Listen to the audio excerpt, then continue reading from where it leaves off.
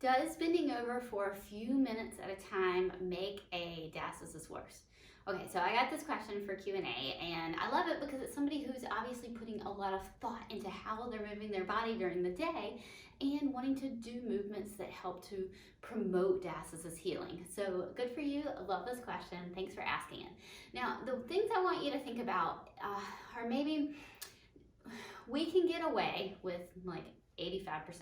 All right, so as long as you're doing well and putting your movement patterns into a good intention most of the time, you're gonna move forward with progressing and rehab, most likely. So bending over for a few minutes the wrong way or a way that increases tension or load in your diastasis is probably not gonna set you back.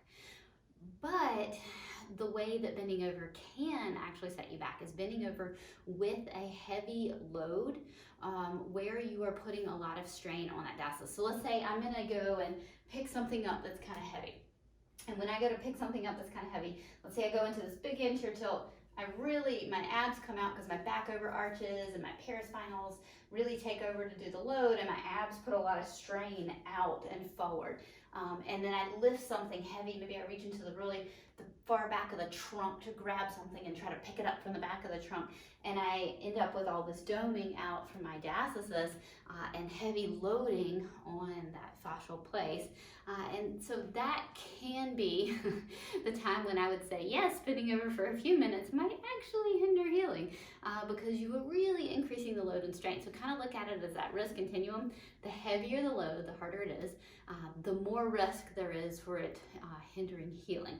So I've seen people that have gone to like a baby boot camp class where they did a lot of abs and they ended up really worsening their diastasis. Like maybe they had a very small 1 finger width diastasis, and then after they left this intense ab session, they now had a 4 finger diastasis. Yeah, it's happened. And so that was too much intense load on the area, and it strained the fascia further. All right, so that being said, I just want you to maybe continue to pay attention. Most movement will be fine. Small amounts of movement will be fine. You don't need to be paranoid. You don't need to be overly worried about it, and you definitely don't need to be perfect. But if you're going to lift something rather heavy or feeling like you're straining, or you're especially putting a lot of emphasis or load, something that's going to end up loading your midline, then that's when I would like for you to maybe pay a little bit closer attention to make sure you're not getting this lots of doming happening out of your midline when you go to move or lift that heavier objects. So hopefully that helps for answering your question of would bending over wrong for a few minutes hurt your diastasis?